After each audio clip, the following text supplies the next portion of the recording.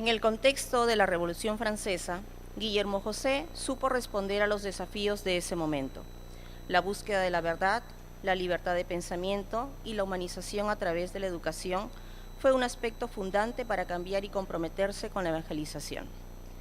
Esta conferencia, titulada Inteligencia Artificial y Nueva Ecología en Medios, abordajes críticos desde la escuela, representa para nuestras escuelas un desafío vital: formar en el desarrollo del pensamiento crítico, la búsqueda de la verdad, no de mi verdad, sino de la verdad que nos hace libres.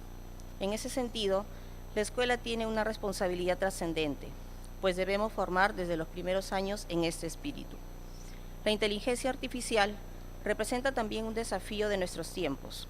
No debemos tener miedo, sino entenderla, conocerla y especialmente no perder el sentido del humano, para que tenga siempre desde nuestras convicciones como centro el desarrollo de la persona. No perdamos el sentido del desarrollo de nuestra inteligencia, la que nos acerca a Dios y a su proyecto del reino. Es por eso que hemos invitado a Julio Matius para que nos ayude en esta reflexión.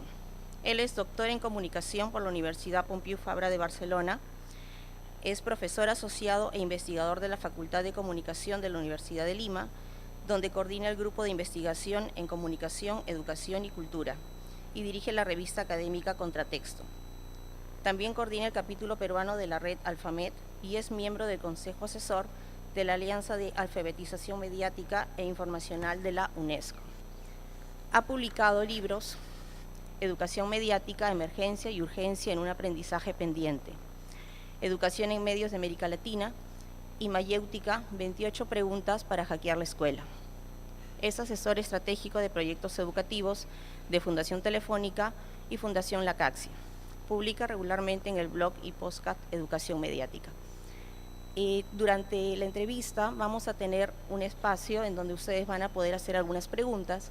Para ello, todo el equipo que estamos identificados con el Polo Rojo vamos a estar cerca de ustedes y les agradeceríamos que nos den la opción de presentarles algunos post-it y después los pasamos a recoger. Recibimos ahora sí con fuertes aplausos a Julio Matius.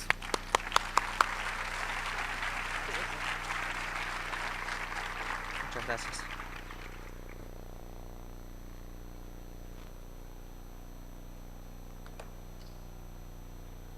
Muchas gracias. Un gran gusto estar con ustedes esta mañana para conversar sobre y proponer algunas reflexiones sobre un tema que está en la agenda, pero muy parcialmente.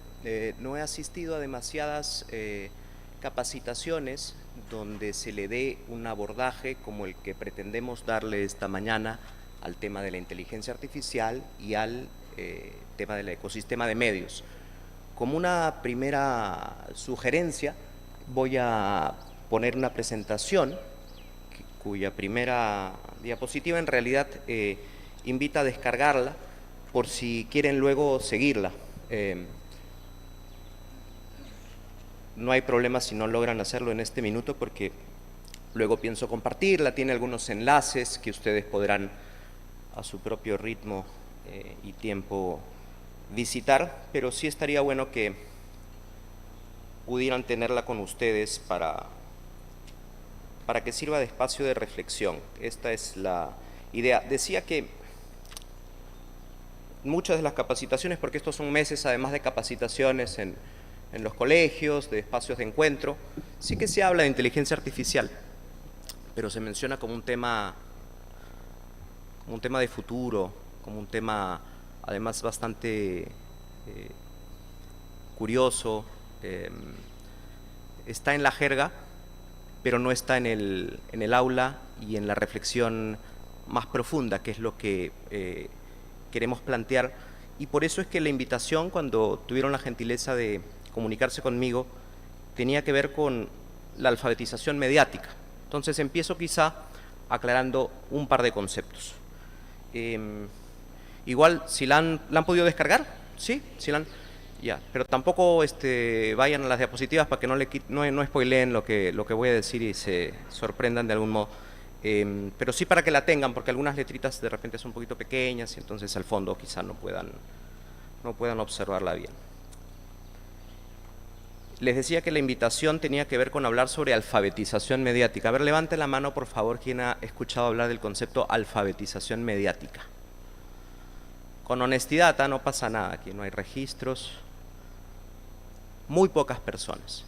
Alfabetización mediática, educación mediática, tema poco trabajado en la escuela. Es cierto también que tenemos muchísimas alfabetizaciones, ¿no? Cada vez que aparece un problema en la sociedad se convierte en una alfabetización posible.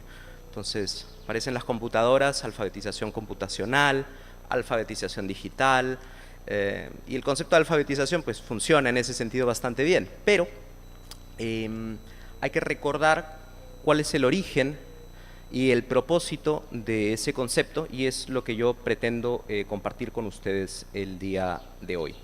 Trabajar un poco desde la alfabetización mediática para que quede claro el concepto y que pueda ser advertido por ustedes y eventualmente trabajado. Yo soy bastante poco partidario. En teoría está prendido.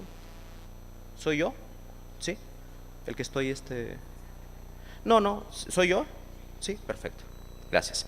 Entonces, yo soy poco partidario, decía, de las recetas, ¿no? Yo sé que muchos docentes, pues también soy docente, nos encantan los talleres más bien con recetas. Entonces les voy a decir 4 cosas que vamos a hacer en el aula. 1, 2, 3, 4. Y luego les doy un material descargable que ustedes adaptan y lo utilizan en el aula. Entonces, lamento decepcionarlos, esa no va a ser la idea de lo que haremos aquí. Yo voy a plantear las reflexiones, que ya ustedes luego, en sus preguntas o comentarios, o en sus propias aulas, pues verán si tienen sentido o no.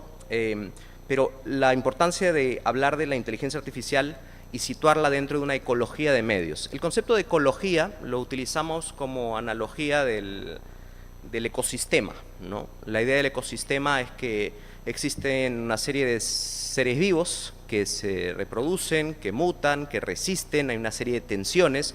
Pensemos en los medios de comunicación como si fuera un ser vivo que entra a un ecosistema. Cuando entra un medio de comunicación a un ecosistema, necesita, en primer lugar, un nicho ecológico, es decir, necesita un espacio en el cual vivir. Si yo saco una aplicación y esa aplicación no la descarga nadie, evidentemente, pues va a tener o que mutar o que adaptarse, y si no, muere, ¿no? Es la idea del darwinismo evolutivo. En ese sentido, los medios de comunicación también funcionan más o menos así.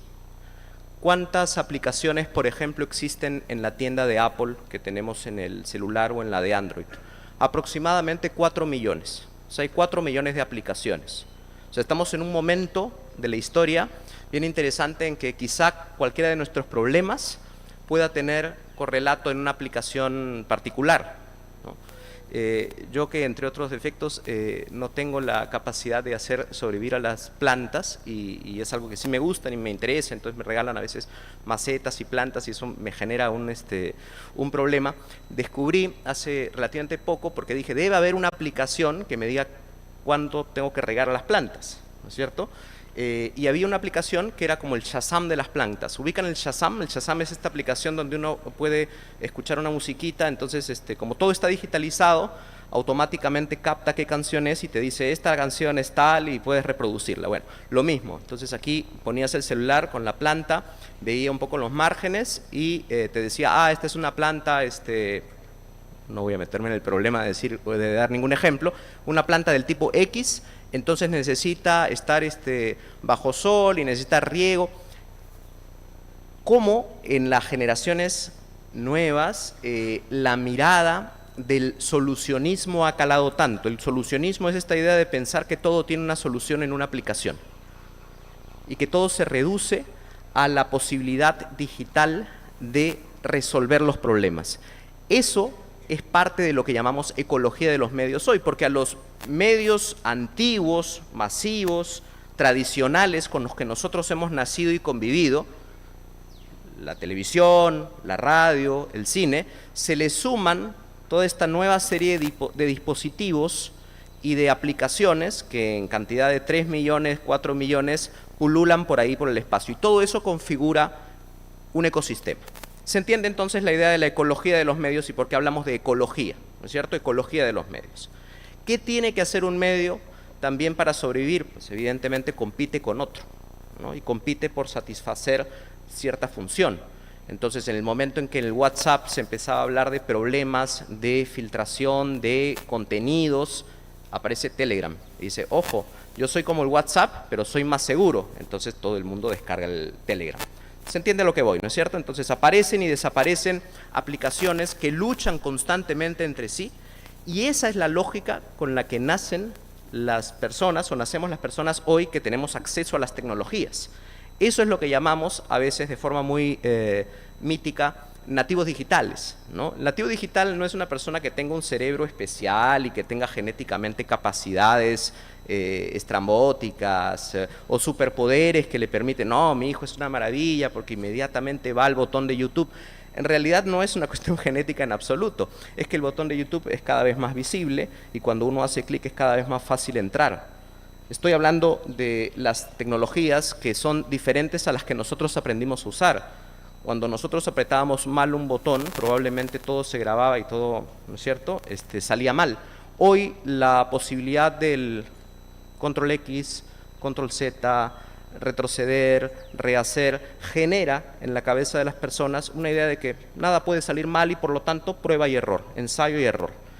Esa es parte de los efectos de los medios de comunicación y de las tecnologías hoy en nuestros estudiantes. Entonces es bien complicado y es un reto bien interesante tener que llegar, creo que me van a tener que ayudar porque esto, aunque intento, no...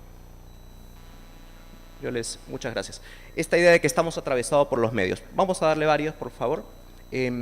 Siri, por ejemplo. Tengo unos sobrinos que juegan a ser Siri. No sé si les pasa en sus familias, pero como claro, yo en el carro le digo, oye Siri, ¿no? Reproduce los Beatles. De hecho, ahorita está reproduciendo los Beatles. Entonces ellos juegan ya, me dicen, Julio, hay que jugar ya, yo soy Siri. Entonces tú me mandas, ¿no es cierto?, que reproduzca o que haga alguna acción y yo la hago. Y entonces es bacán porque se entiende la acción, pero la acción es la punta del iceberg. ¿Qué cosa hay debajo? ¿Qué cosa hay detrás? ¿Qué es Siri? ¿Cómo funciona? ¿Es una inteligencia artificial? No es una inteligencia artificial. Ponemos varias. Igual en Netflix, ¿no? En las aplicaciones de streaming que utilizamos, muchos de estos predictores de esto te va a gustar a ti. 99% de posibilidades de que te guste porque ya hay un registro de las películas que tú has visto, de las series que has visto o de las que has dejado de ver. Pónganse a pensar, yo no sé cuántos de ustedes compartan sus claves de Netflix con colegas o con amigos. En un momento fue ilegal, ahora vuelve a ser legal porque existe esa posibilidad. Y no sé si a ustedes les ha pasado o yo me estoy revelando como una persona con fetiches extraños, pero yo entro a los perfiles de las personas a las que les presto a ver qué están viendo, ¿no? Y entonces entras, y una vez entré, y claro, y mi suegro veía películas de la Segunda Guerra Mundial, entonces yo decía, con cuidado aquí, ¿no? Ese solo dato de qué ve la persona ya te revela algo de la personalidad. Estoy haciendo una esencialización y una simplificación básica, pero pónganse a pensar que están ustedes detrás de la computadora de Netflix y que tienen en tiempo real millones de datos de qué están viendo las personas, pero no solo eso, en qué dispositivo, cuándo dejan de ver algo. Entonces fíjense, hay 8 millones de personas que han detenido el visionado, la reproducción de un video cuando ha habido este diálogo. ¿Qué diálogo es? Entonces, esa data, lo que se llama Big Data, mucha data combinada y procesada, genera una serie de registros que me permiten a mí conocerlos mejor, conocerlos entre comillas, es decir, saber cuáles son sus acciones, cuáles son sus gestos, cuáles son sus motivaciones. Al punto que hoy, en investigación de mercado, por ejemplo, ya el tema de los grupos focales o el tema de las entrevistas, un poco siguiendo, no sé quién veía Doctor House, tenía esta frase terrible, ¿no? Decía, todo el mundo miente, ¿no? Ya no quiero saber declarativamente qué haces tú o qué dices que haces. Yo lo puedo saber por Google. Google sabe, y lamento decepcionarlos con esto, pero si ustedes han estado tentados alguna vez en alguna búsqueda y dicen, no, mejor no doy, no, quiero buscar algo, pero empiezo a buscar, pongo la mitad de la palabra, no he puesto Enter todavía, eso ya está registrado en una base de datos, ¿no? Entonces no es sorpresa para nadie que cuando alguien está buscando muebles, le aparezca pues publicidad de muebles. Obviamente hay un registro en el algoritmo y ese algoritmo ya de alguna manera configura un target o un segmento. Entonces hoy, que somos usuarios cada vez más medibles, tenemos que tener conocimientos muy básicos para discutir sobre estas cosas con nuestros estudiantes, sobre todo en un momento en que las aplicaciones son más fáciles de usar, más difíciles de entender, más opacas en su funcionamiento, ¿sí? Esta es la idea de lo que plantea la alfabetización mediática. Vamos a estas, un segundito atrás, por favor. Estas preguntas me parecen a mí básicas, ¿no? ¿Saben distinguir cuántas tecnologías cotidianas usan algún tipo de inteligencia artificial? Que es algo que ya existía hace décadas, ¿no es cierto? Sabemos cómo operan, lo sabemos nosotros, lo saben nuestros estudiantes, nos sentimos capaces de poder dirigir, liderar una conversación, una discusión sobre esto en el aula, por ejemplo. Además, eso está súper vinculado a problemas mucho más complejos, ¿no? Como el ciberbullying, el ciberacoso, el grooming y todas las cuestiones que sabemos que están relacionadas al mundo digital. El conocimiento básico es la puerta de entrada a discusiones éticas más profundas que nosotros podemos plantear, pero muchas veces ni siquiera las planteamos porque ocurre lo mismo que acaba de ocurrir conmigo en las plantas. Digo, yo me siento un ignorante frente a las plantas, no voy a decir una tontería sobre las plantas y de repente voy a sentir el juicio, ¿no es cierto?, de varios de ustedes. Entonces mejor no hablo de eso. Lo mismo pasa con las tecnologías y nosotros. Nosotros usamos tecnologías, todos, ¿no? Pero no nos sentimos empoderados para proponer una discusión sobre tecnologías en el aula. Y además hay otra mentira, que es una mentira curricular. No, pues yo enseño matemática. De eso hablarán, supongo, en su clase de ciencia, de tecnología. A mí no me compete. Y esto es una falsedad, porque en realidad esto nos compete a todos, ¿no? Es como decir, no, la ortografía y la gramática, esto no, yo no, esto que lo vean en el curso de comunicación. No, pues al final somos docentes y estamos formando integralmente a nuestros estudiantes. Entonces esta formación integral tiene que tener un componente sobre tecnologías en un sentido muy, muy básico. La idea tampoco es convertirnos en ingenieros de sistemas, pues ni yo lo soy, ni pretendo que ustedes lo sean, ni es necesario. Pero empezar a plantear una serie de problemas tecnológicos a partir de estos usos y prácticas, creo que sí es súper relevante. Pasamos, por favor. Esto es horrible, es unos platos que comercializan en Amazon. No sé si los han visto, unos platos que tienen para poner el celular, ¿no? Están preguntando cuánto cuesta. No, es horrible, no es algo que vamos a tener. Seguimos a la siguiente. Aquí la premisa es esta. Los medios de comunicación y las tecnologías no son dispositivos, sino que generan entornos, o sea que generan cultura. Esta es una premisa básica que a mí me gustaría compartir con ustedes y discutir eventualmente, ¿no? ¿Por qué? Porque siempre que aparece una tecnología o una aplicación, entonces viene alguien a enseñarles a usar esa tecnología. Entonces así se enciende, así se apaga, así se agranda, así se achica, fantástico. Y la discusión sobre quién es el dueño de esa tecnología, quién la inventó, ¿cuál es el modelo de negocio? ¿Cómo se financia? No, es gratis. ¿Es gratis? O sea, hay 100 tecnólogos detrás de esa aplicación y no cobran nada. O sea, todo el mundo lo hace por amor a la tecnología. Evidentemente, discutir sobre lo que está detrás de esas tecnologías es lo que nos permite ir desarrollando esta alfabetización mediática.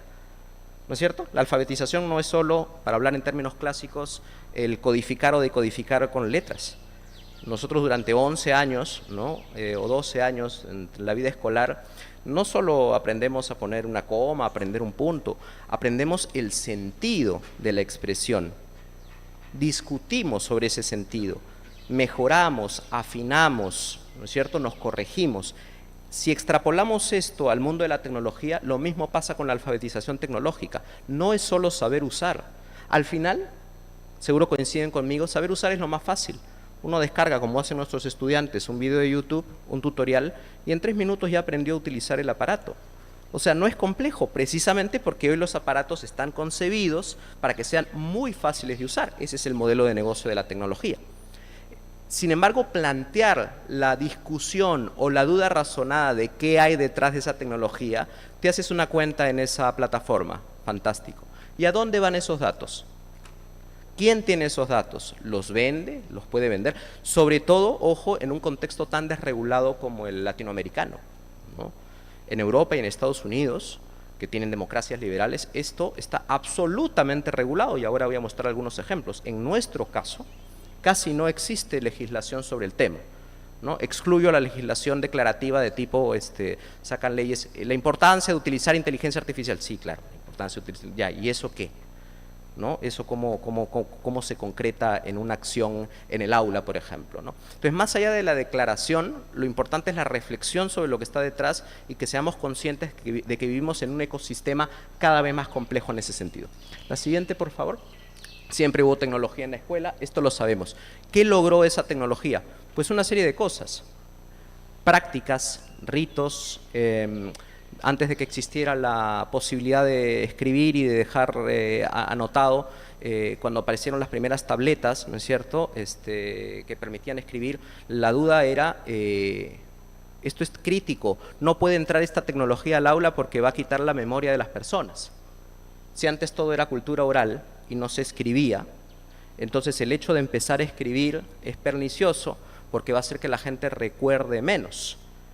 Estoy poniendo un ejemplo remotísimo para dar cuenta de que cada tecnología genera una serie de temores y de resistencias, muchas de ellas válidas, pero si pasamos a las siguientes, vamos a ver lo mismo. El lápiz, que fue una revolución porque permitía borrar sobre todo, le dio mucho más confianza a los estudiantes para poder rehacer las cosas. Lo mismo que en el caso de la máquina de escribir.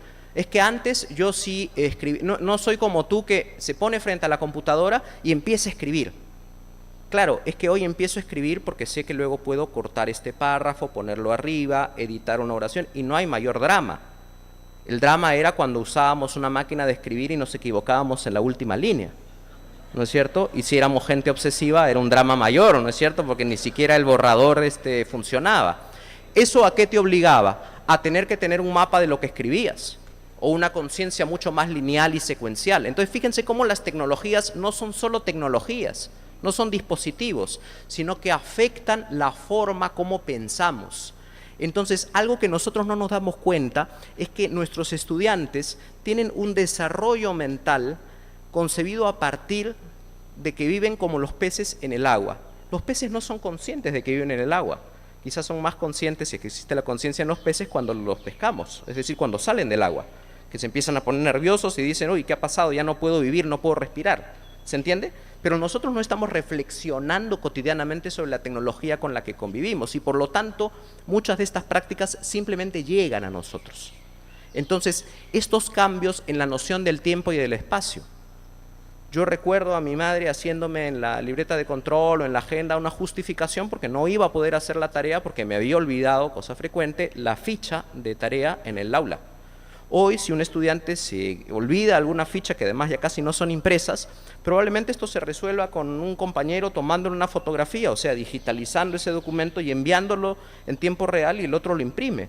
O sea, contenido que se desmaterializa, o sea, se convierte en dígito, se digitaliza y se vuelve a reencarnar, ¿no es cierto?, en materia. Eso cambia la forma de pensar y de concebir el tiempo y el espacio. Por eso estamos también enfrentados a una generación donde el aburrimiento casi no es permisible, ¿cierto? No es permitido, porque todo lo que sea espacio en blanco genera un ruido demasiado innecesario. ¿Por qué? Porque cuando hablamos con alguien por WhatsApp, ¿no? Me envías un, hola Julio, ¿cómo estás? Julio está escribiendo, Julio borró. ¿Qué piensas tú? Este sonso no me quiere escribir, me ignora, no le... Entonces fíjense todo lo que genera en la ilusión del tiempo y del espacio. Háblenle de ese tiempo a mi bisabuelo que gileaba por cartas, pues no, que demoraban 3 meses en llegar de un punto a otro.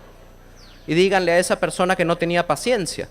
Entonces se entiende cómo afecta la tecnología y cómo cambia radicalmente la forma de entender y de concebir el tiempo, el espacio, las relaciones, las prácticas. Y esa es, si pasamos a la siguiente, se había puesto otros ejemplos, el liquid paper, ya no voy a entrar porque si me pongo nostálgico, pero todos esos elementos son súper importantes. Y la tecnología lo que genera, y los creadores y productores de tecnología en ese sentido son muy ingeniosos, genera una mítica detrás.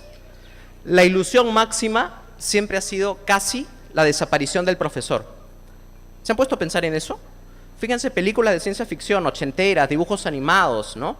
La idea es que el profesor o la profesora se vuelvan hologramas, ¿no? Que casi no estén.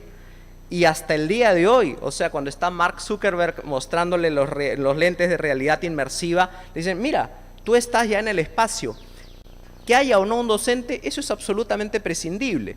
Entonces es curioso porque tenemos una obsesión histórica por desaparecer al profesor, ¿no?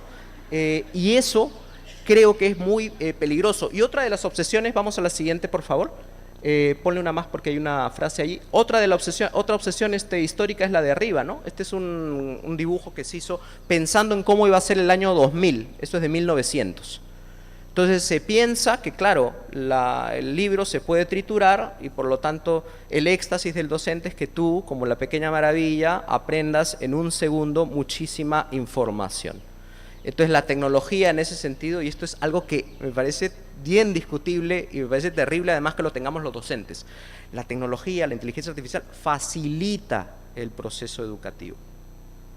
La pregunta es ¿por qué tendría que facilitarlo? O sea, cuando yo voy al gimnasio nada facilita el hecho de que yo desarrolle algún músculo. Yo voy a tener que ir y generar una disciplina para que ese músculo, estoy dando un caso que no existe por supuesto, pero estoy dando un ejemplo de cómo esa obsesión por la rapidez y por la facilidad, también nosotros inconscientemente la empezamos a transmitir a nuestros estudiantes. Entonces ahora todo es más fácil y nosotros lo decimos, todo es más rápido. Tú no gamificas tu clase, no usas Kahoot. No hay un ruidito en el fondo, no hay... ¡Qué aburrido! ¿Qué usas? ¿Pizarra? Es una moda. Está bueno el Kahoot o está bueno la tecnología o el dispositivo cuando eso me ayuda a solucionar un problema que yo he diagnosticado. Pero cuando es impuesto de arriba abajo y se genera como una tendencia o una moda, genera todo lo contrario. Hay muchísima casuística al respecto.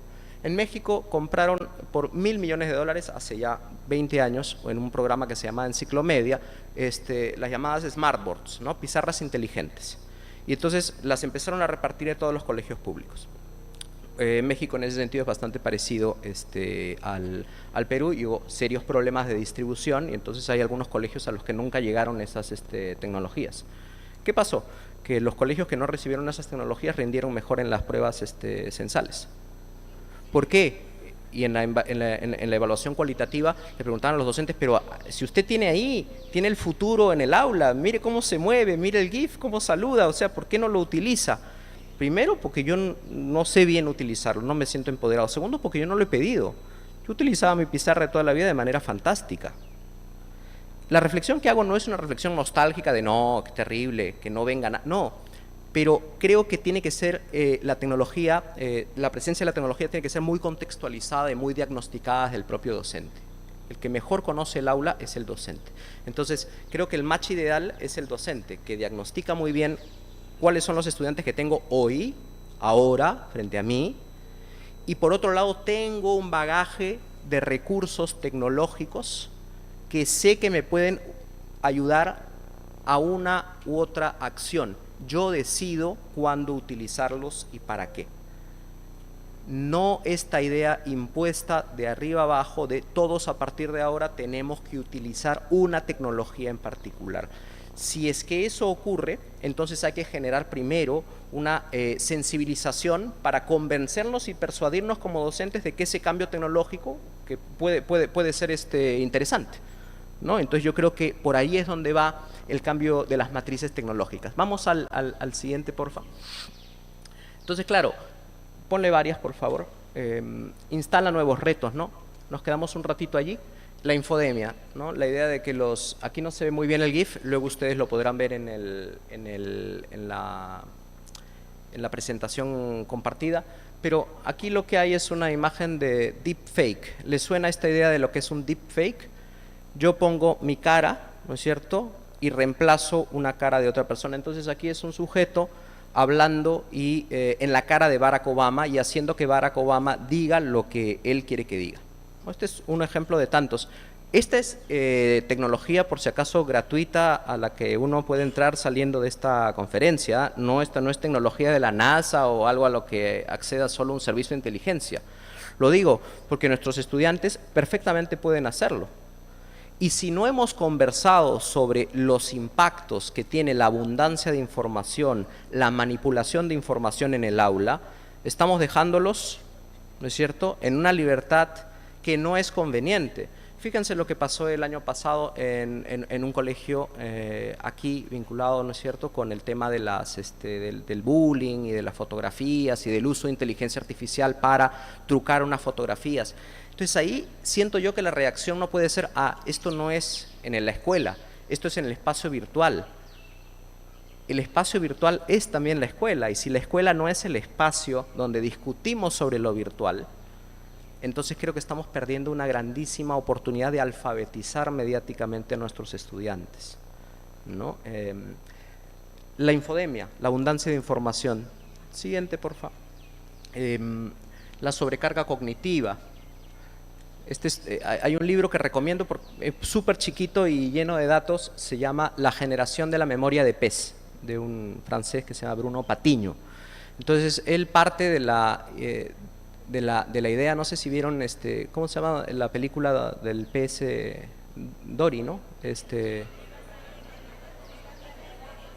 Nemo, ¿no? Nemo. Entonces ahí se genera una tristeza, no sé cuántos de ustedes tienen peces, pero a veces cuando uno se pone a ver al pez, dice, qué miserable la vida, ¿no?, de este sujeto que está todo el rato dando vueltas en un espacio como súper limitado. Entonces hay esta idea de la memoria de pez. Bueno, Google decidió hacer un experimento bien bacán para medir realmente cuánto era el span de memoria y de atención de los peces, y halló que efectivamente era en promedio 8 o 9 segundos. Pero luego alguien dijo, 8 o 9 segundos, o sea, cada vez, ¿no? Cada vez que da otra vuelta es un mundo nuevo, entonces no se siente tan miserable, sino que está viviendo una vida plena. 9 segundos. Y algún investigador dijo, ¿y por qué no utilizamos esa misma tecnología para medir la de nuestros estudiantes? Entonces midieron el span de atención de los estudiantes, ¿cierto? 8, 10 años, a nivel de concentración, claro, ya no son 9 segundos, son 11. 2 segundos más que los peces. Estoy hablando del nivel de concentración, la forma en la que el cerebro, ¿no es cierto?, decide prestar atención. Entonces, claro, el scroll infinito, lo que se llama el doom scrolling, lo que hacemos en TikTok o en Instagram cuando estamos historia tras historia tras historia tras historia hasta que alguien se da cuenta que pasaron 2 horas de la vida de uno, ¿no es cierto? Eso es dar vueltas en una pecera. Entonces, claro, ¿cómo plantear una clase donde yo vengo a reflexionar sobre un tema? Ya planteé la pregunta y ya la expectativa del estudiante, ya, bacán, ¿y qué más? Ahora ponme algo, ponme un PPT, ponme un video, o sea, ponme más estímulos. Entonces, esta sobrecarga cognitiva y esta sobreestimulación tiene de alguna manera que ser no combatida, resistida o matizada desde la escuela, porque si no ponemos espacios o proponemos espacios de desconexión, la cosa se pone un poquito más compleja, ¿no? Entonces, sesgos de confirmación, la voluntad que tenemos todos para creer lo que queremos creer, ¿no? Es curioso que en tiempos donde hay tanta información y tantas fuentes informativas en teoría, las personas seamos tan tercas y tan necias con nuestras creencias. No nos damos la oportunidad de encontrar nuevas fuentes. Lo primero que hacemos en nuestras redes sociales cuando alguien está en nuestras antípodas ideológicas es eliminarlo. Y entonces uno decide vivir su vida con gente como uno, donde todos piensan como yo, y eso es gravísimo para la generación de una sociedad deliberativa, de consensos, de diálogos, democrática, donde uno a veces tiene que tragar saliva, pero es importante pensar o saber y conocer qué es lo que está pensando la otra persona que piensa tan distinto a mí. Y esa generación de discusión desde el aula es lo que con tanto afán llamamos el espíritu crítico. Hay que promover el espíritu crítico, pero no se puede promover el espíritu crítico si no hay espacios para la desconexión, para el sosiego, para la reflexión, para el aburrimiento. Entonces es interesante cómo, sin ser absolutamente apocalípticos respecto de la tecnología, la integramos, pero con esta mirada de vamos a traerla para generar también una reflexión. Antes de ponernos a usar la tecnología, un ratito vamos a generar una reflexión sobre lo que puede generar esta tecnología y cuál es la motivación o el propósito por el cual la traigo. Y todo esto claramente en la idea de que somos usuarios más medibles, como decía hace un momento, y que usamos interfaces, o sea, dispositivos más opacos. Vamos a la siguiente, porfa. Hay un nuevo actor que es el que nos preocupa a todos, que es el de las inteligencias artificiales. Respecto de las inteligencias artificiales, siguiente por favor, dos datos de contexto me parecen relevantes, ¿no? Primero, en Estados Unidos las máquinas realizan hoy, bueno, hoy esto es del 2020, habría que ponderar, el 30% de las tareas de la fuerza de trabajo. O sea, la tercera parte de la fuerza laboral ya puede ser desarrollada por una inteligencia artificial. Entonces, claro, estamos yendo hacia un escenario donde quizá lo más valorado no sea ni siquiera el trabajo repetitivo, ni el trabajo analítico básico, sino la creatividad. Entonces vuelvo a instalar la pregunta, ¿cómo generamos personas creativas si son personas que no se aburren, personas que no tienen referentes, personas que no toman espacios y tiempos para reflexionar sobre las cosas? El famoso ocio, ¿no? No es curioso que en nuestro sistema, en los últimos 30 años, decirle ocioso a una persona es un insulto, ¿no? No sé si yo le decía a un griego, pues en la época de los filósofos, ocioso, te agradecía, ¿no? Decía, hombre, tú también estás muy bien, ¿no? Gracias. Porque es el tiempo que yo tengo para pensar, para no hacer nada productivo. O sea, es el tiempo donde ya, ¿y ahora qué hacemos? ¿Se acuerdan, no? Cuando hemos sido niños. Ya, terminó el juego, ¿y ahora qué hacemos? Ese es el momento de mayor creatividad. La ducha de las mañanas, ¿no? ¿Cómo va a ser mi día? Ese es el momento de la imaginación, de la proyección. Luego uno toma el primer café y eso acaba, pero por lo menos en ese momento genera, ¿no es cierto?, una sensación que lo empodera a uno. Entonces, ¿cómo generar esos espacios, esos entornos mucho más de desconexión? Estando conectados, ¿ah? Ojo, yo aquí no estoy proponiendo volver al pergamino, no, como sí están proponiendo en otros países, y ahora voy a enseñar algunos datos al respecto, porque la discusión es una discusión de hoy, es una discusión actualísima, ¿no? Hay ya colegios que han decidido, ok, tecnología cero, ¿no? Y creo que no hay, y eso es un problema de la ciencia también, creo que no hay un consenso en el sentido de que hay investigaciones de un lado y del otro. Yo puedo encontrar investigaciones y evidencia empírica que sostenga que hay que desconectarse radicalmente. Y también puedo encontrar evidencia empírica que sostenga que no hay que desconectarse radicalmente. Entonces, ¿cómo buscamos el punto medio? De nuevo, contexto, diagnóstico, profesor, profesora empoderados, que deciden medir y sistematizar. Vamos a probar. Voy a hacer un pequeño proyecto este trimestre. Este proyecto tiene que ver con esto. Voy a medirlo, voy a sistematizarlo y a partir de eso generar alguna conclusión. Se espera que para el 2030 el 70% de las empresas habrán adoptado al menos un tipo de tecnología de inteligencia artificial. Esto es súper peligroso y lo vamos a ver más adelante, porque también, ¿se acuerdan de hace un momento hablábamos de la mítica, ¿no? La narrativa que generan las tecnologías en general. Entonces yo ahora estoy escuchando, incluso escuchaba hoy en la mañana en RPP, le hacían una entrevista, creo que era el ministro de Trabajo, que estaba en una conferencia y decía, miren cómo en otros países ya se utiliza software que utiliza inteligencia artificial para medir la productividad de los trabajadores. Y yo escuchaba horrorizado porque decía, si bien la inteligencia artificial te puede dar datos, imagínense que el colegio instala o los colegios instalan un sistema de inteligencia artificial para medir su productividad. ¿Cómo se mide la productividad de un docente? ¿Cuál es el tiempo significativo, el espacio pertinente que se genera en el aula para la reflexión? ¿Eso cómo se mide? en minutos, se mide por resultados de los exámenes, se mide por las notas. Entonces estamos en un momento en que esto nos obliga a replantear y repensar también cómo van a ser las evaluaciones y qué estamos evaluando. Porque si lo que estamos evaluando es algo que evidentemente puede hacer una inteligencia artificial, entonces de repente ahí tengo que plantear otro tipo de ideas. Entonces esto fue bien trágico, ¿no? Cuando alguien le escribe a una línea aérea y le dice, hola, soy celíaca y estoy embarazada, no me pueden dar mi vianda porque... Y la inteligencia artificial le responde, hola, celíaca, con el fin de brindarte mayor asistencia, bríndanos los nombres de los pasajeros. ¿Esto qué significa? Que existen dos tipos de inteligencia artificial. Si vamos a la siguiente, una, que es la que teníamos ya hace décadas, que es la que se llama inteligencia artificial débil, que hace tareas específicas. Yo he programado un bot, o sea, he programado un robot, para que identifique que cuando alguien me escribe hay un nombre, hay una acción, y yo tengo que responder esa acción de acuerdo a un protocolo que tengo. Es casi como las personas que nos llaman, ¿no es cierto? Tienen un protocolo, y cuando tú las sacas de ese protocolo, te cuelgan, ¿no?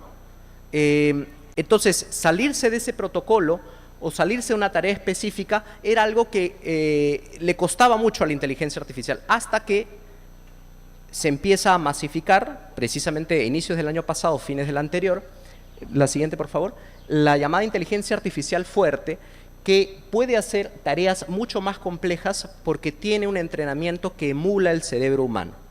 Entonces, ya es inteligencia que te permite no solamente repetir patrones o de seguir patrones y decir, ah, ok, soy celíaca, entonces celíaca es el nombre, sino decir, ¿qué es celíaca? Vamos a interpretar en contexto. Celíaca puede tener una condición, ser una circunstancia médica particular, entonces vamos... Ese nivel de interpretación es el nivel de interpretación del ChatGPT, ¿no es cierto? Quienes lo hemos utilizado y hemos iterado, discutido con el chat, vemos que efectivamente es bastante capaz de fusionar, de analizar una serie de datos y de gestionar procesos cada vez más complejos. Siguiente, por favor. Siguiente. Las características básicas de los sistemas de inteligencia artificial tienen que ver con el uso de sensores. Y esto es bien trágico, ¿no? Porque de un tiempo a esta parte le hemos puesto el apellido inteligente a casi cualquier tecnología que tenga conectividad, ¿no? Los teléfonos son inteligentes. ¿Tienes un teléfono inteligente? O sea, pónganse a pensar, es bien patético decir eso, ¿no? Vamos a solucionar el tránsito en Lima con semáforos inteligentes. ¿A qué llamamos inteligente? Llamamos a una tecnología que tiene un sensor, o sea, un sensor que es capaz de decodificar una realidad. Yo puedo poner un sensor frente a ustedes y tener una aplicación que cuenta cuántas personas existen aquí.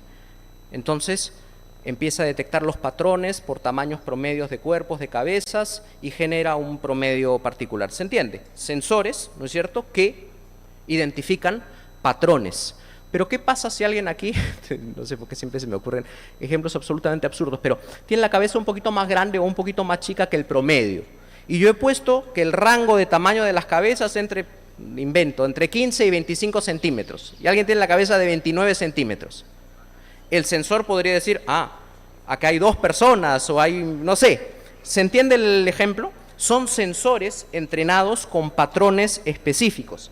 Esos patrones interpretan datos a partir de modelos y representaciones. Y ese es el punto crítico en relación con lo que decía hace un minuto. ¿Por qué ese es el punto crítico? Porque quien dispone de los modelos, quien entrena el modelo y la representación soy yo, que soy un ser humano. ¿Y bajo qué lo hago? Bajo mi sesgo. En mi cabeza, las cabezas tienen cierta dimensión. Pero como yo no he visto cabezas distintas, entonces programo al sensor para que identifique las cabezas de cierto tamaño. No sé si me estoy dejando entender con este ejemplo que se me acaba de ocurrir sobre las cabezas, ¿sí? Cuando yo le digo al sensor, interpreta lo que estás viendo de acuerdo a estos parámetros, no puede aparecer alguien y decir, no, las tecnologías son neutras. No son neutras, las tecnologías las ha hecho una persona que tiene una manera de pensar y de sentir. Lo cual no quiere decir que las tecnologías sean ni buenas ni malas, eso ya es otra cosa, es un asunto, una discusión de tipo moral. Yo ahí sí creo que las tecnologías son entrenadas y más bien hay que ver cómo son entrenadas, o sea, hackear las tecnologías Significa comprender cómo han sido entrenadas, cuál es el modelo de interpretación, el modelo de representación que estás utilizando. ¿Admite complejidades, admite matices, o todo lo que dice rojo lo mira como rojo y todo lo que dice azul lo mira como azul? Entonces, discutir sobre cómo se entrenan esos modelos y esas capacidades de representación es lo que nos permite deconstruir la inteligencia artificial. O sea, cuando entendemos que la inteligencia artificial son sensores capaces de analizar datos de acuerdo a patrones y que el reto, por lo tanto, es facilitar las interacciones entre humanos e inteligencia artificial, allí hay un punto de quiebre, porque ahí es donde los docentes tenemos que decir, ok, vamos a darnos un ratito antes de utilizar esta aplicación para conversar sobre esta aplicación. ¿De dónde sale? ¿Quién la hizo? ¿Qué es? ¿Qué riesgos potenciales puede tener? Porque ahí hay otro concepto que es súper importante, que es el de la apropiación. Uno no utiliza las tecnologías solo y exclusivamente con los fines para los que fueron creados. Uno interpreta y se apropia de las tecnologías. Entonces, darnos un ratito de tiempo para discutir sobre esas posibles o esos posibles impactos es ciertamente relevante. Vamos ya avanzando, por favor. Nosotros les propusimos un cuestionario a ustedes, ¿no?, que gentilmente lo hicieron. Un cuestionario, ¿lo recuerdan, no? ¿Fueron ustedes? Sí. Entonces, había una serie de preguntas un poco para diagnosticar cómo se sentían respecto al tema de la inteligencia artificial. 9% de ustedes se siente familiarizado con el tema de la inteligencia artificial en el ámbito educativo. 60% siente que su preparación sobre estos temas es deficiente o muy deficiente, lo cual es bastante lógico y obvio porque se trata de un tema que recién está apareciendo, pero al mismo tiempo este es un dato que genera una información muy relevante, ¿no? Necesitamos más espacios, sobre todo para compartir cómo venimos utilizando inteligencias artificiales en el aula. Las mayores ventajas que perciben son el desarrollo de capacidades tecnológicas. O sea, la mayoría de ustedes considera que este tema de la inteligencia artificial es útil sobre todo porque va a permitir formar a nuestros estudiantes en una serie de capacidades tecnológicas, cosa que es totalmente cierta y va de acuerdo a lo que está pasando en el mundo. En la siguiente diapositiva hay un artículo que apareció hace poquito sobre tendencias del uso de la inteligencia artificial. Gen es generativa, o sea, la inteligencia artificial fuerte. ¿Se entiende la diferencia, no? No la que sigue patrones determinados, sino la que es capaz de tener marcos de interpretación más complejos. Entonces, esta inteligencia artificial generativa tipo el ChatGPT, Midjourney, Sora, ¿han escuchado hablar de Sora? Sora es la versión audiovisual del ChatGPT. Una inteligencia artificial que te va a permitir ponerle, quiero que dos gatitos discutan sobre una nube, y entonces lo que te genera es un video de altísima resolución que hace lo que tú estás planteando. O sea, desde el punto de vista expresivo es espectacular, porque fíjense todo lo que vamos a poder hacer, pedir, imaginar, pero siempre y cuando hagamos este ejercicio de deconstrucción previo, ¿no?, para estar un poquito más seguros de lo que estamos haciendo. Entonces, ¿cuáles son las tendencias del uso de inteligencia artificial generativa en la escuela? Primero, la creación de videos. Muchos de ustedes, no muchos, un 20% dijo que ya estaba utilizando aplicaciones de inteligencia artificial. Levanten la mano, por favor, quien ha utilizado alguna aplicación de inteligencia artificial para hacer algo en clase o algún recurso. Varios de ustedes. Está bueno también que los identifiquen y se identifiquen, cosa que después de la charla dices, oye, cuéntame qué cosas has hecho y cómo te ha ido. Entonces, sería súper interesante para los colegios que establecieran espacios donde los profesores que están utilizando, ¿no es cierto?, motu propio estas tecnologías, compartieran, ¿no? ¿Para qué? ¿Cómo así te enteraste? ¿Para qué la estás usando? ¿Sirvió o no sirvió? ¿Fracasaste o no fracasaste? Sí, fracasé porque no me servía para lo que yo quería. Genial. Ese es un espacio de interaprendizaje que yo creo que hay que empezar a promover a partir de ahora. Apoyo para la preparación de las asignaturas. Otros que se sienten más empoderados ya están creando APIs, que son aplicaciones que automatizan una serie de procesos. Por ejemplo, el ChatGPT tiene sus versiones mucho más especializadas, donde yo, profesor de ciencia y ambiente, por ejemplo, le genero una serie de temas. Entonces es como un ChatGPT especializado para que el estudiante no pregunte cualquier cosa, sino pregunte en torno a los temas de mi programa curricular, y yo ya he precargado al chat de una serie de lecturas, de marcos referenciales, de marcos teóricos. Entonces hay gente que ya se está atreviendo a hacer estas cosas que, de nuevo, es solo voluntad de atreverse, porque son absolutamente fáciles de hacer. Nuevas herramientas expresivas, esto es lo que decía, ¿no? Vamos a poder desarrollar, ya podemos desarrollar videos, ¿no?, a partir de nuestra imaginación. Ahora, esto entrará en contradicción con el esfuerzo que hacían nuestros estudiantes a veces por producir videos de manera mucho más precaria, artesanal, pero mucho más creativa. Entonces ahí es donde establecemos una problematización, ¿no? ¿Cuánto de esto que facilita las cosas va al mismo tiempo a generar una serie de conflictos y de problemas vinculados con la creatividad? ¿Cómo hacemos para que esto sea más bien una proyección, para que permita explotar la creatividad y no sea más bien un aplanador? Howard Gardner, cuyo nombre le suena, ¿no?, el creador de la teoría de las inteligencias múltiples, sacó un libro hace ya varios años, 10 años diría yo, que se llamaba La Generación App. Y en este libro hacía un estudio bien interesante de dibujos de niños de segundo grado de primaria en los últimos 30 años. Y lo que concluye es que los dibujos de los años 70, 80 tenían una dispersión creativa muchísimo mayor a los de ahora. No sé si me siguen en esta idea. Eran mucho más originales que los de ahora, lo cual es bastante obvio, porque hoy cuando hacemos una tarea lo primero que buscamos es un referente. Todos tenemos a nuestros estudiantes, ya, sí, está clara la indicación, pero ¿podrá pasarnos un ejemplito como para ver cómo es, ¿no?, cómo se llena?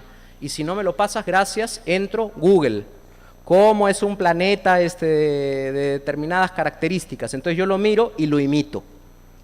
A veces la falta de acceso a la información es lo que nos permitía este espacio mucho más creativo, ¿no? Creativo desde el punto de vista revolucionario, de poder crear cosas absolutamente fuera de los cánones habituales. Gardner demuestra que más bien con la información más disponible se está generando una curva contraria.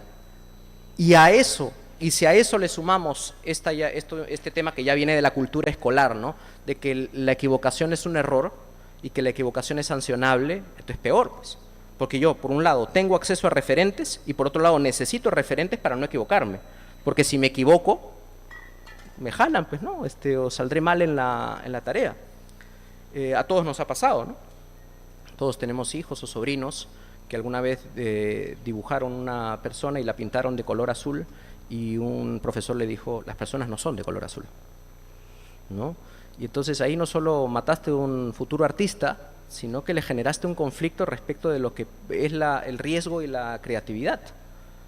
Hay que tener mucho cuidado, porque si ya afuera del mundo escolar hay tantos referentes, el espacio escolar más bien tiene que convertirse en lo contrario, en el espacio pleno de exploración, sin miedo al error. Que es la razón por la cual a los niños les gusta tanto los videojuegos, ¿no? Porque es el único entorno donde el error te genera aprendizaje, y no solo no es sancionado, sino que es promovido. Entonces la escuela tiene que de alguna manera aprender de los videojuegos y de estos entornos esa voluntad para promover el error, para generar originalidad. Y hay que tener cuidado que estas herramientas no sean más bien todo lo contrario, no opaquen esas posibilidades creativas y expresivas que tienen los estudiantes. Entonces, ya para ir cerrando, la siguiente, por favor. En el mundo hay hoy una serie de reacciones que se pueden dividir en dos. Los que llaman a la exclusión acrítica, ¿no? Crítica quizá es un concepto demasiado fuerte, pero es un concepto que propone un autor que a mí me gusta mucho. Es decir, los que dicen, vamos a cortar por lo sano, evitar, tratar de proscribir, ¿no? No se puede usar. Y los que más bien facilitan una integración crítica. Y creería yo que todos estamos en este segundo nivel, en esta segunda instancia. Porque dudo que alguien diga, no, nada de lo que estás diciendo, Julio, no, ojalá que esto nunca llegue, ¿no? Todos los días en reuniones con colegas, que yo les digo, ¿han visto esta aplicación que genera que podamos hacer revisiones de literatura, hacer bibliografía y lo hace automáticamente. Uy, ojalá no se enteren los estudiantes que existe. Entonces le digo, eso es imposible. No solo es imposible, sino que a nosotros nos pone en un lugar de ventaja que seamos nosotros los que les enseñemos que esa opción es posible, pero que al mismo tiempo les enseñemos los riesgos. Yo trabajo con el ChatGPT para pedirle a los estudiantes que comparen sus respuestas. Entonces a veces hacemos exámenes, ellos hacen sus respuestas, las respuestas que más les duelen o con las que más sufren son cuando les pido opinión, ¿no? Interpreta tal cosa. ¿Cómo que interpreta? ¿No? Interpreta, o sea, analiza y dame tu interpretación de tal cosa. Entonces, claro, 80% repite mi interpretación, mis ejemplos, ¿no? Y eso es lo que yo sanciono más bien, o sea, quiero escucharte a ti, quiero leerte a ti, decir una cosa que a mí me llame la atención, así sea para mal, porque me va a generar una atención interesante y me va a permitir conversar y explorar por qué has imaginado lo que has imaginado. Entonces, ellos ponen sus respuestas y las comparan con las respuestas del chat. Y entonces yo les digo, ¿tienes miedo de que cuando egreses de la universidad ya no tengas trabajo porque tu trabajo vaya a ser desarrollado por una inteligencia artificial? Mira, si tu respuesta es menos creativa y menos original, entonces hay que poner las barbas en remojo. No voy a competir con la inteligencia artificial por el tema del dominio del tema o del conocimiento de los datos. Como que yo diga yo sé más que Google, ¿no? Pues yo no sé más que Google, porque Google es una base de datos que tiene millones de datos en simultáneo, pero yo le puedo plantear a Google preguntas que Google no se hace. Yo le puedo plantear a la inteligencia artificial cuestiones que de repente no han sido pensadas antes, y en ese sentido es el uso de la calculadora en la clase de matemática, ¿no? Yo no voy a usar la calculadora en el momento que estoy enseñándote aritmética básica, porque yo tengo que asegurar que domines cálculos básicos, pero ya cuando los dominas, la calculadora es una tecnología habilitante para proyectar expresivamente nuevas capacidades. Eso es la inteligencia artificial, un entorno que facilita ciertamente una serie de procesos, y entonces el docente tiene que ver si lo que quiere es facilitar esos procesos y en qué instancia y con qué riesgos. Entonces ese ejercicio de comparación funciona muy bien. Dos cuestiones finales. La siguiente, por favor. Este es un video, no sé si se pueda correr. Apareció hace 3 días. One of the biggest issues Es el primer ministro británico. One of the biggest issues children and teachers grapple with every day is the impact of... See how frustrating that is. Almost 1/3 of secondary school pupils said their lessons were disrupted by phones. We know that they're a distraction in the classroom and cause bullying in schools. Many schools have already banned them, which has led to a safer and better learning environment for their students. Now, we're publishing new guidance so other schools have the support they need to do the same. We're making sure our children receive the education that they deserve. En Gran Bretaña, Francia, Italia, China, aunque por otras razones, han prohibido o están desarrollando políticas que prohíban radicalmente el uso de tecnologías móviles, salvo que un docente las justifique en un contexto determinado en la escuela. ¿Será esa la solución? No sabemos. Estamos en un momento, hay que experimentar. Yo voy a experimentar porque el siguiente semestre ya pedí autorización para no decomisar, pero poner una canastita al inicio y que la gente ponga sus celulares ahí. Voy a ver si yo puedo cumplir esa misma instrucción y cómo esa instrucción genera otro tipo de participación. Hay que ver, hay que probar, pero esto es lo que está pasando. Y también está pasando, y estas son noticias de hace 3 días, la segunda, y hace 5 días la primera. Nueva York y varios estados de los Estados Unidos han denunciado a las principales redes sociales por perjudicar la salud mental de los jóvenes. Y la Unión Europea, que es lo que les decía hace un momento, es uno de los espacios más regulados en temas de tecnología, ha recontrasancionado y ha generado multas multimillonarias a muchas de las tecnologías por lo que llaman abuso de dominio y lo que llaman opacidad en el sistema. De nuevo, tú estás generando tecnologías que sean más fáciles de usar, pero que nos dificulta a los usuarios saber cómo operan. O sea, yo finalmente hago una búsqueda en Google y digo, a ver, ¿cuál es el mejor lugar para comer tal cosa? Plum, me sale algo en primer lugar. Bacán. ¿Y cómo llegaste a ese ranking? ¿Qué criterios? Entonces, el que hay detrás, el hackear, esa es un poco la condición a la que nos enfrentamos. No sé si haya alguna más que quizá... sí, y con eso termino. Entonces, de lo que hemos hablado de hoy es de alfabetización mediática. La alfabetización mediática es un concepto que nace en el año 1982, cuando la UNESCO convoca a un grupo de expertos. 1982. Y dijo lo siguiente. Bueno, el primer párrafo creo que es más espectacular incluso. Dice, hoy podemos decir que los medios de comunicación son omnipresentes. 1982 no existía la comunicación digital, no existían las redes sociales. Ya muchas más personas y estudiantes pasan más tiempo frente a la televisión que en las aulas. Y en 1982 la UNESCO nos llama a, en lugar de condenar o aprobar el indiscutible poder de los medios, es forzoso aceptar como un hecho establecido su impacto y su propagación a través del mundo y reconocer al mismo tiempo que constituyen un elemento importante de la cultura en el mundo contemporáneo. Entonces, hoy nuestra cultura es una cultura mediática, una cultura tecnológica, pero lo triste de eso es que no estamos prestando suficiente atención, no estamos dando suficiente espacio, no solo para proteger, que esta era la primera instancia, ¿no? Cuando aparece esta declaración, ¿qué hacen los estados? Vamos a regular, generar legislación para evitar. No puedo evitar que la gente vea tal cantidad de televisión.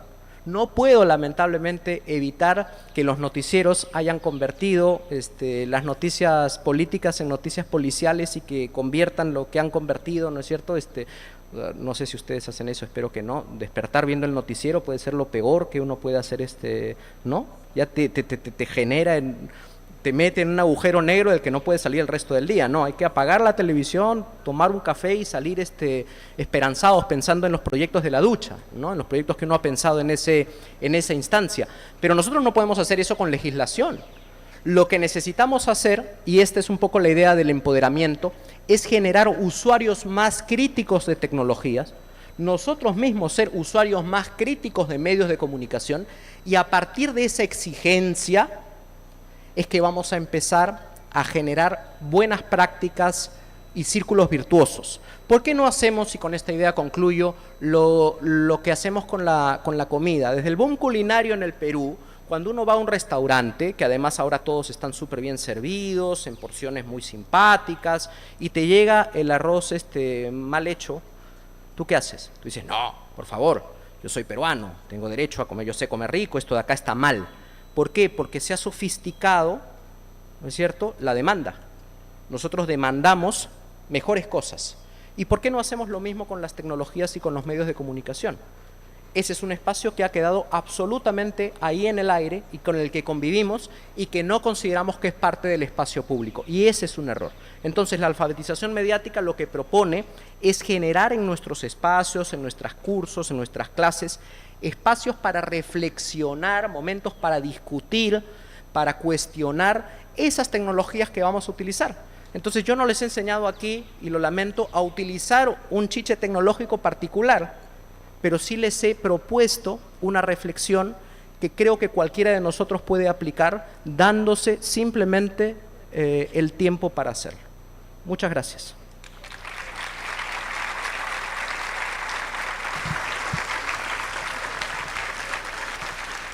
Tenemos ahora un espacio para preguntas. Hay algunas personas que ya la han alcanzado, los demás pueden escribirlas. Hay personas con el polo rojo que pasarán recogiéndolo. La primera es, ¿qué lineamientos éticos se podría dar para la inteligencia artificial en la educación? Sí. Ya en ese sentido, yo lo que los invito es a revisar las guías que ha desarrollado. La UNESCO tiene una guía de uso de inteligencia artificial en la educación y en la escuela, que parte además de la premisa de que uno de cada 4 escuelas en el mundo ya tienen algún tipo de política básica. Generar una política tiene que ver con el proyecto educativo al que ustedes pertenecen. O sea, eso yo no lo conozco tanto como ustedes. Ustedes, a partir del proyecto y de la propuesta educativa, tendrán que definir qué es lo que queremos. Una integración crítica, muy bien. ¿Cómo la entendemos? esta integración crítica. Y por lo tanto, como eso se va a corresponder con un tipo de capacitación a los docentes y con un tipo de uso en el aula. Yo diría que esas políticas tienen que ser desarrolladas colaborativamente y ahí tienen varios docentes y varios colegas que ya vienen utilizando inteligencias artificiales. Son los primeros a los que yo consultaría. ¿Para qué? ¿Cómo? ¿Cuándo?